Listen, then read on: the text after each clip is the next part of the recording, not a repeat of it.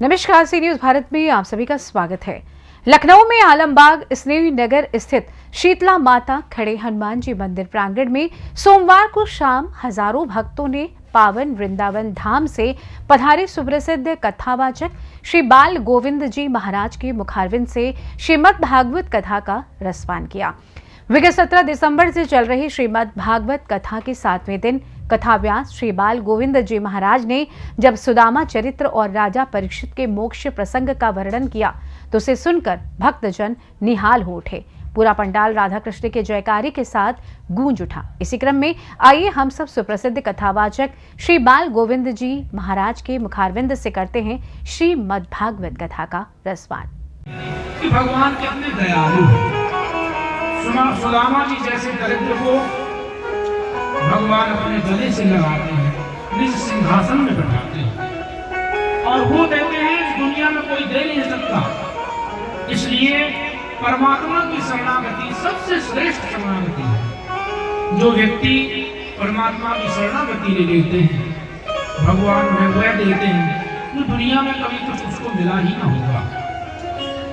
इसलिए मांगना है तो परमात्मा से मांगो, शरणागति लेनी है तो भगवान का लो, ध्यान करना है तो भगवान का करो, प्रेम करना है तो परमात्मा का करो।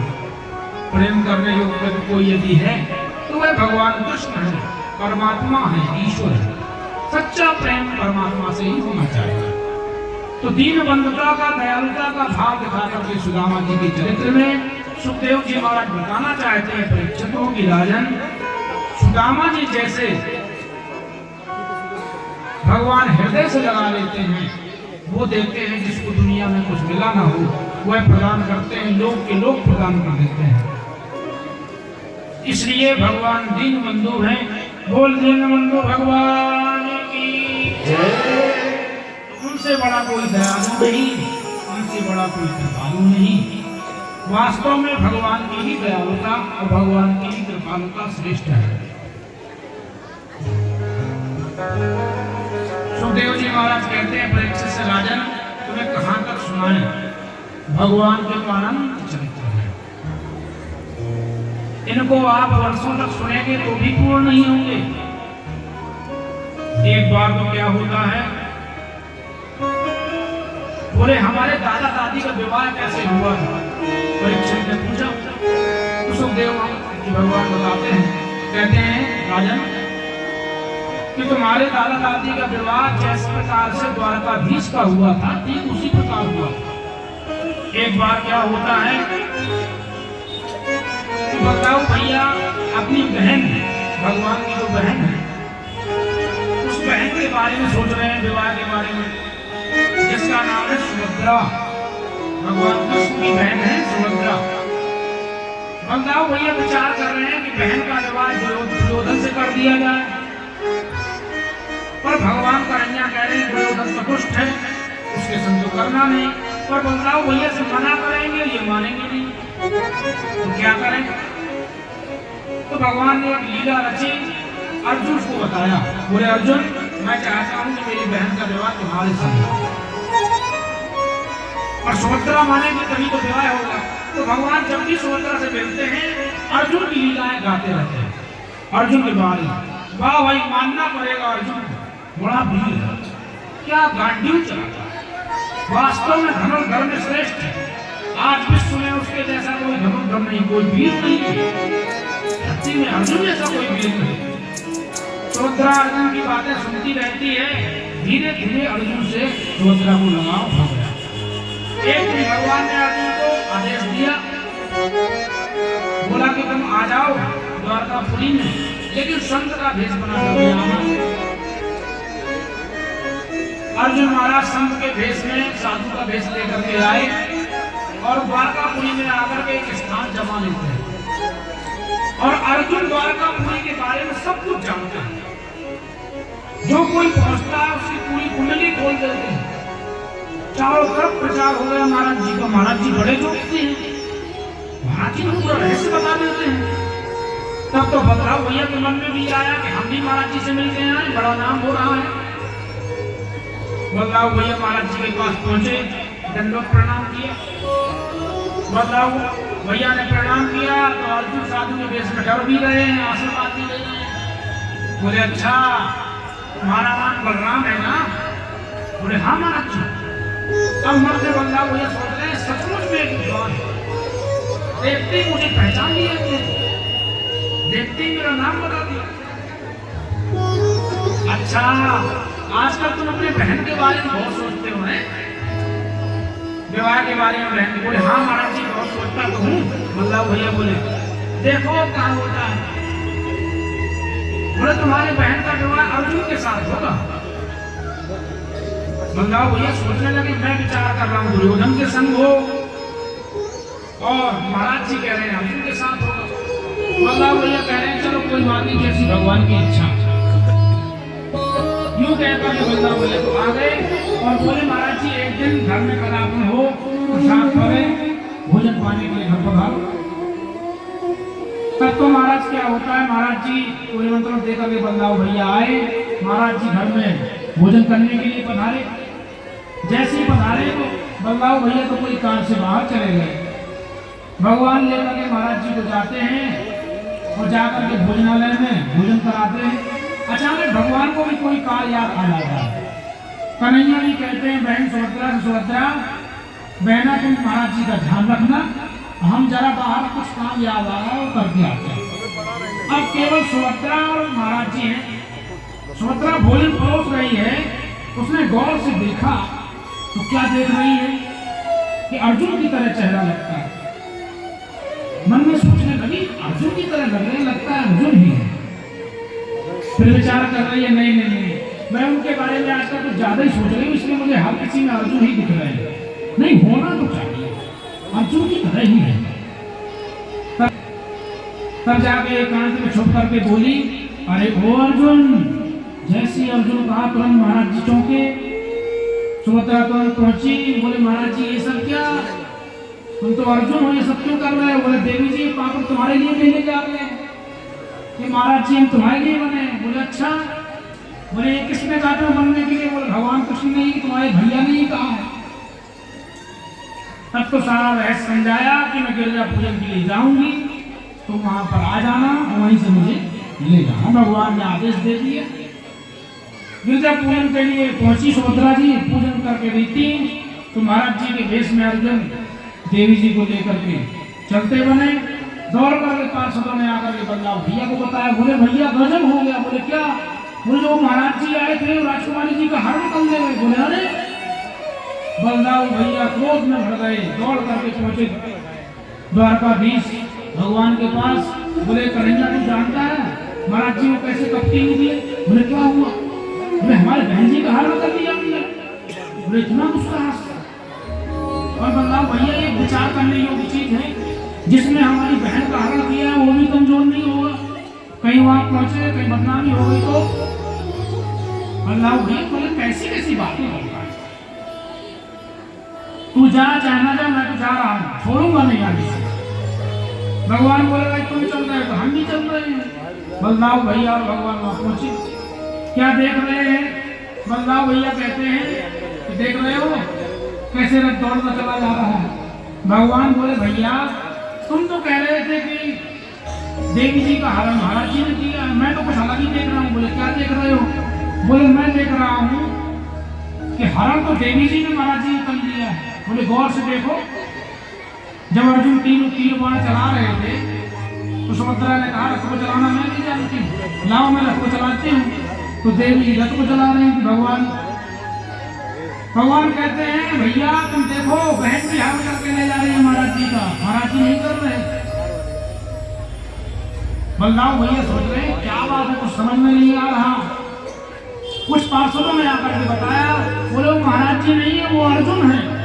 जैसे ही बताया वो अर्जुन है। बलराम भैया बोले तब फिर सारी युद्ध विराम सभी चीज समझ में आ गई। ये कन्हैया के बिना अर्जुन कुछ नहीं कर सकता। जैसे अर्जुन सामने आए बल्लाऊ भैया को प्रणाम किया। बल्लाऊ भैया क्षमा मांगते हुए बोले क्षमा करना सरकार, हम तो कन्हैया की कठपुतली हैं, जैसे नचाते हैं वैसे नाचते हैं। बल्लाऊ भैया बोले मित्र मैं सब चीज जानता हूँ और समझता हूँ, जैसे ही मुझे पता चला कि तुम अर्जुन हो तो मैं समझ गया ये सब कुछ करा कराया कन्हैया का है। कन्हैया से बोले कन्हैया तुमने ऐसा क्यों किया? बोले आप दुर्योधन से विवाह करना चाहते थे बहन जी का, मैं अर्जुन से तुमसे मना करता हूँ तो बड़े भाई हो, आज्ञा का उल्लंघन होगा। बड़े धूमधाम से बड़े अर्जुन के साथ सुभद्रा जी का विवाह कराया। सुखदेव जी महाराज कहते हैं परीक्षित से राजन इस प्रकार तुम्हारी दादा दादी का विवाह हुआ था। परीक्षित से कहते हैं भाई परीक्षित किसके पुत्र हैं? अभिमन्यु की पुत्र था। और अर्जुन की पत्नी कौन है? सुभद्रा। तो सुभद्रा के पुत्र कौन हुए? अभिमन्यु। अभिमन्यु की पत्नी से परीक्षित का जन्म हुआ उत्तरावेद। तो इस प्रकार से भगवान की विविध लीलाएं हैं, बहुत चरित्र हैं। भगवान का आज 56 करोड़ की जनसंख्या परिवार की पहुंच गई। भगवान सोचने लगे कहीं ऐसा ना हो कि हमारा परिवार ही हमारी धरती के लिए बोझा ना बन जाए।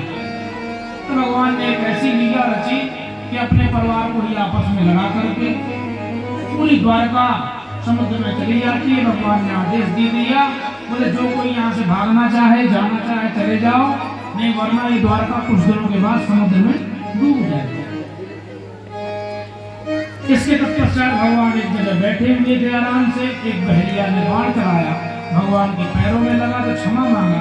भगवान ने कहा कोई बात नहीं, ये तुमने हमारी इच्छा से ही चलाया है। और भगवान वहीं से अंतर्ध्यान होते हैं। और भगवान अंतर्ध्यान हुए, एक दिव्य प्रकाश हुआ और आकर के भागवत जी में समा गया। बोल द्वारकाधीश भगवान की, बोले श्रीमद् भागवत महापुराण की। विविध प्रकार के यज्ञ होते हैं, भगवान यज्ञ को भी कराते हैं। अब आती है कथा आपकी सारणी की। ये आपको कथा का सार 10 मिनट में सुनाया जाएगा, इससे आपको संपूर्ण कथा का फल मिलेगा। श्रीमद् भागवत कथा में सबसे पहले 6 अध्यायों के अंतर्गत महात्मा आया। महात्मा में भगवान भागवत की महिमा गाई गई है। श्रीमद् भागवत कथा की क्या महिमा है, क्या विशेषता है, तो महात्मा में महिमा बताई गई है। भागवत की महिमा प्रथम स्कंद में श्रीमद् भागवत कथा का मंगलाचरण किया गया है। बड़ा ही दिव्य है मंगलाचरण। मंगलाचरण करते हुए वेद व्यास जी महाराज ने किसी देवता का नाम नहीं लिया। इसी मंगलाचरण में आगे चलकर के प्रथम स्कंद में ही तत्व का वर्णन किया गया है कि तत्व क्या है, सार क्या है। जीवन तो व्यक्ति जी रहे हैं, लेकिन सार क्या है। इसी में ही सौनक जी महाराज ने 6 प्रश्न भी किए हैं इसी स्कंद में, प्रथम स्कंद में ही। बोले कलयुग के प्राणियों का कल्याण कैसे होगा, शास्त्रों का सार क्या है। बोले कलयुग के प्राणी मंदाह सुमंद मतयो मंद भाग्या। कलयुग के प्राणी के अंदर बुद्धि भी नहीं रहेगी, भाग्य भी मंद है, बुद्धि भी मंद है। ऐसे जीवों का कैसे कल्याण होगा, कैसे उद्धार होगा। तो उनके उद्धार के, उनके कल्याण के लिए क्या उपाय है। भगवान का यदि अवतार होता है तो भगवान के अवतार का मुख्य उद्देश्य क्या है, भगवान अवतार क्यों लेते हैं। भगवान ने यदि अवतार लिए हैं तो किन किन रूपों में लिए हैं, कहां कहां लिए हैं। शास्त्र बहुत है, शास्त्रों के पढ़ने के लिए समय नहीं है। शास्त्रों का सार क्या है, शास्त्र क्या है, वो शास्त्रों का सार बताइए। पूछते हैं कि परम भागवत सुखदेव जी महाराज हैं तो परीक्षित को कथा क्यों सुनाई है। तो परीक्षित भी परम भागवत हैं, तो परीक्षित का चरित्र यहाँ से प्रारंभ हो जाता है। यहीं से महाभारत का कुछ यहाँ पर रहस्य आया है। बताते हैं यदा वृद्धे कौरव संजया वीरेषु वीर गतिं गतेषु धरावेद्य गदा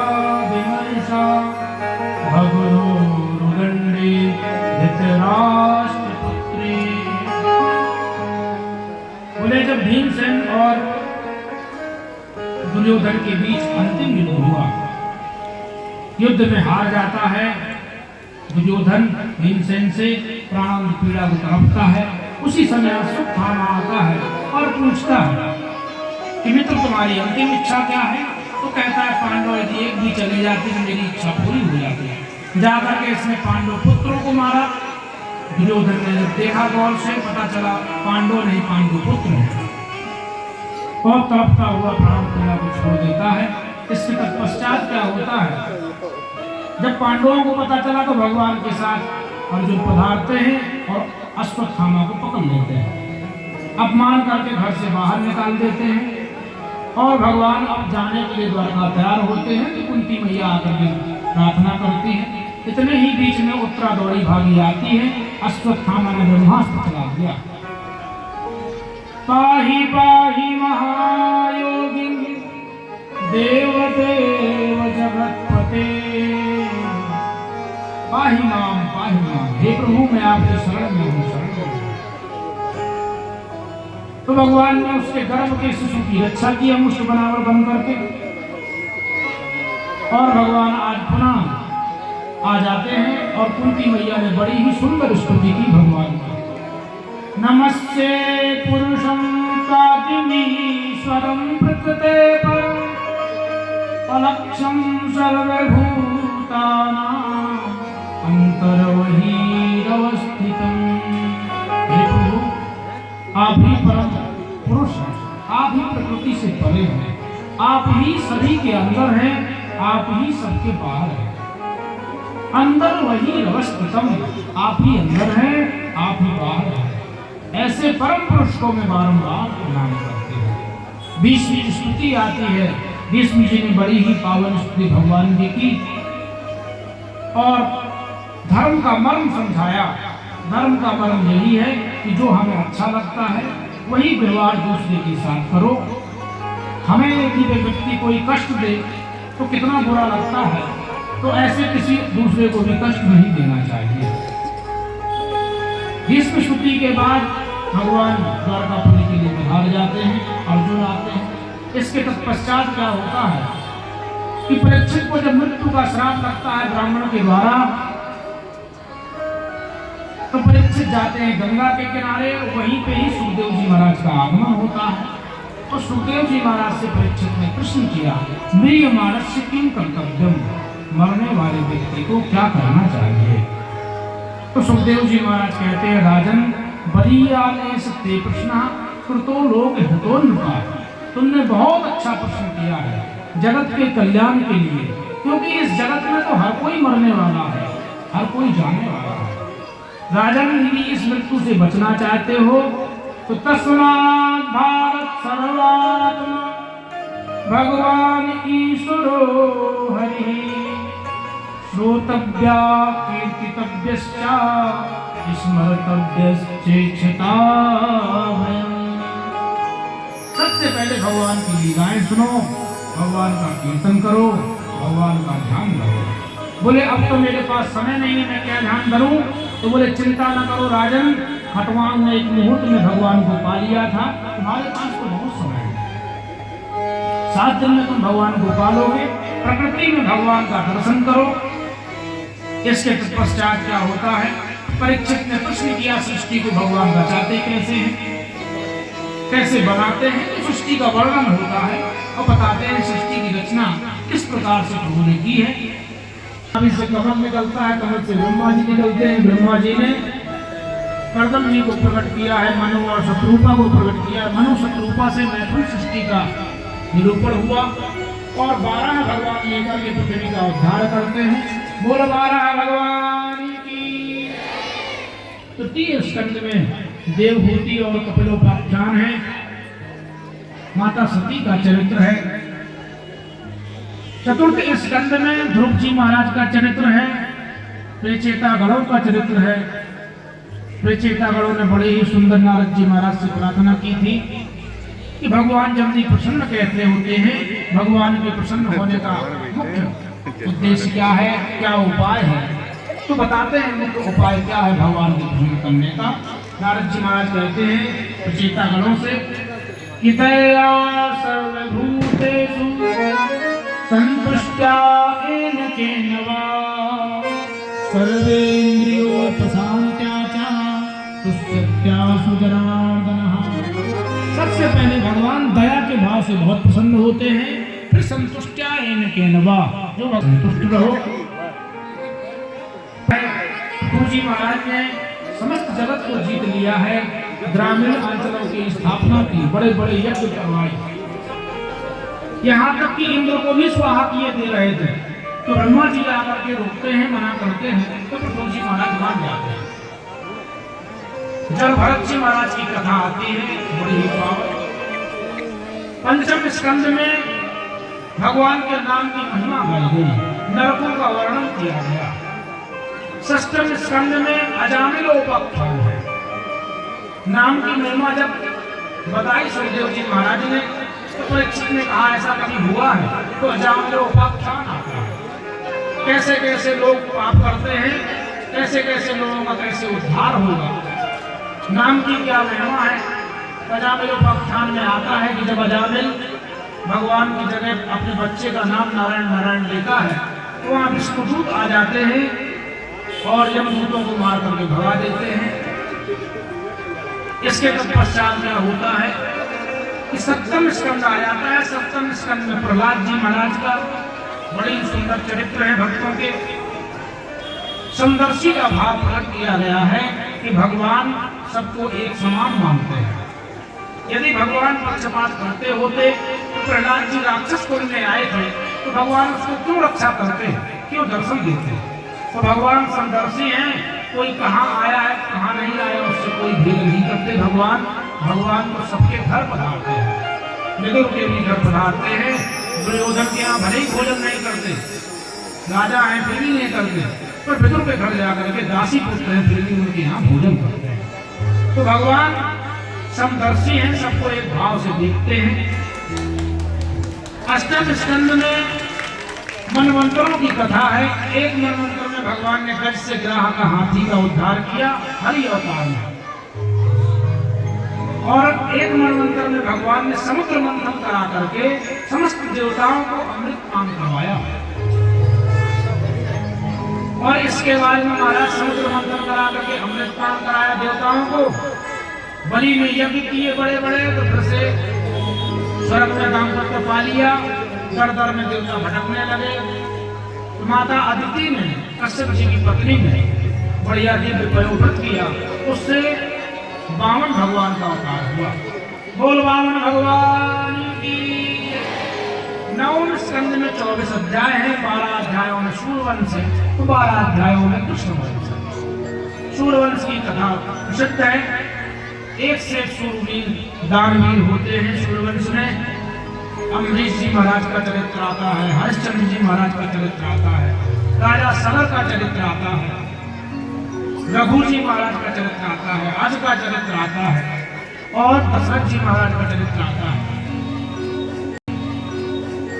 एक से एक महावीर सूर्यवंश में होते हैं, और सूर्यवंश में ही भगवान श्री राम लक्ष्मण भरत शत्रुघ्न जी महाराज होते हैं। बोलो राजा रामचंद्र भगवान की। भगवान दिव्य लीला करते हैं, लीला संग्रह करके अपने धाम को पधार जाते हैं। कृष्ण लीला यहाँ से प्रारंभ होती है। तो कृष्ण लीला भी एक संक्षिप्त रूप में सुखदेव जी महाराज कहने जा रहे थे, तो यहीं पे प्रश्न कर दिया परीक्षित ने कि जरा विस्तार से सुनाइए। तो यहीं से दसम स्कंद का उत्कार प्रारंभ हो जाता है। दसम स्कंद, और दसम स्कंद में 90 अध्याय प्रहार एक से एक भगवान के चरित्र और लीलाएं गाई गई हैं, जो आप लोग अभी तक श्रवण कर रहे हैं। कि भगवान का बढ़िया सकुशल प्रागट्य हुआ, कहाँ? मथुरा में जेल खाने में, क्योंकि धरणी गाय जब बन के गई भगवान के पास, उसने शिकायत की कि पापियों का पूजा बहुत हो गया है। तो भगवान आज कन्हैया के रूप में पधारे ब्रजमंडल में, समस्त दुष्टों का संहार करते हुए, कंस का उद्धार करते हुए गुरु द्वारकाधीश पहुंच जाते हैं। द्वारकाधीश से शिशुपाल दंतवक्र इत्यादि का उद्धार करते हैं, और एक दिन भगवान समस्त ऋषियों की सेवा करते हुए अपने परम धाम को गमन कर जाते हैं। बोल द्वारकाधीश भगवान की। परीक्षित ने कहा अब तो मैं मरूंगा। तो सुखदेव जी महाराज कहते हैं राजन तुम तो मिथ्या झूठ बोलते हो। राजन शरीर छोड़ते हैं व्यक्ति, आत्मा कभी मरती थोड़ी है। आत्मा तो एकदम निर्मल है, उज्जवल है, आत्मा कभी नहीं मरती। तू तो आत्मा है, इसलिए तू शरीर को छोड़ेगा, आत्मा छोड़ के चली जाएगी, मगर तू मरेगा नहीं। इसलिए एक चोला को छोड़ जैसे हम दूसरा चोला बदलते हैं, ऐसे ही आत्मा इस चोला को छोड़ उस चोला को बदलती है। उसी बीच में तक्षक आया और आकर के परीक्षित को डसा, उससे परीक्षित का देह छूट जाता है और वह भगवान के परम धाम को चला जाता है। बोलिए श्रीमद् भागवत महापुराण की। भगवान के अनंत चरित्र हैं। आज भगवान का विश्राम दिवस था कथा का। श्रीमद् भागवत कथा विश्राम लेती है, न कि समाप्त होती है। आज यहाँ विश्राम है, कल वृंदावन में प्रारंभ हो जाएगी, कभी यहाँ तो कभी वहाँ। ये कथा है जिसकी धारा चलती ही रहती है। कथा वास्तव में मनोमंथन की चीज है।